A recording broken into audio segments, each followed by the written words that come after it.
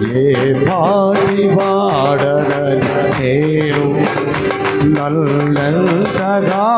ప్రేమించావు అంచలంచలుగా హెచ్చించి నన్నెంతగాను ప్రేమించావు ఏ పాటి వాడనని నేను నన్నెంతగాను ప్రేమించావు అంచలంచలుగా హెచ్చించి